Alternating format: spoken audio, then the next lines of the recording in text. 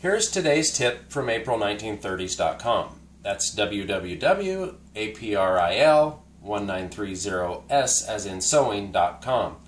If your machine is stuck, meaning the handwheel will not turn, most likely you have thread caught behind the bobbin case base assembly.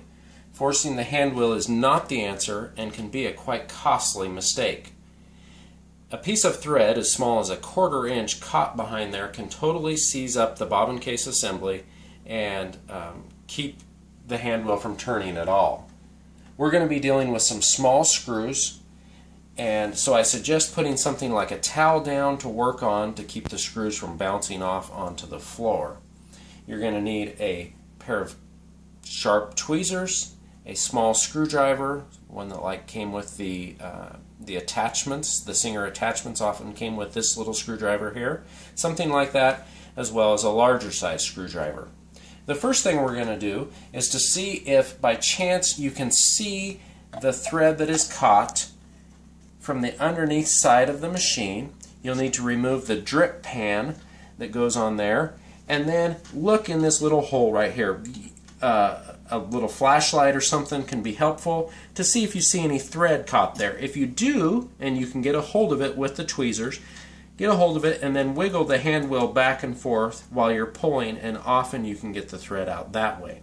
If not, you need to remove the bobbin case base assembly, which probably sounds more difficult than it is. The first thing you'll do is to remove these 2 screws right here.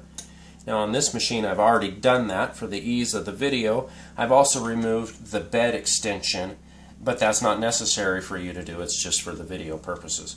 So you'll remove these 2 screws, and then the throat plate comes right off.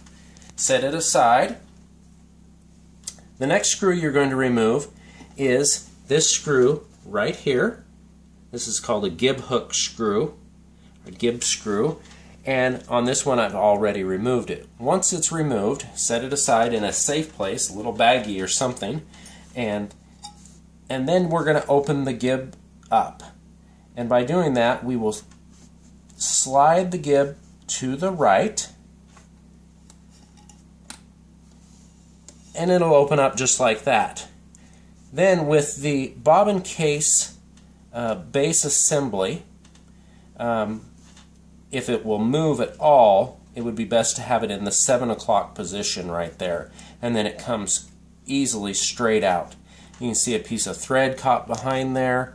You dispose of that, put the bobbin case base assembly right back where it was, the 7 o'clock position, close the gib again, and close it until the hole lines up with the hole on the base assembly. Put the screw back in, and then put your needle plate back on.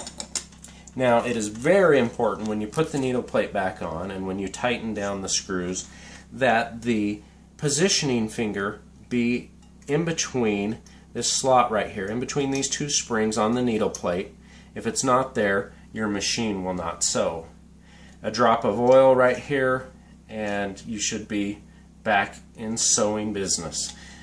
If you have any other questions, feel free to contact us through our website, April1930s.com. Thank you.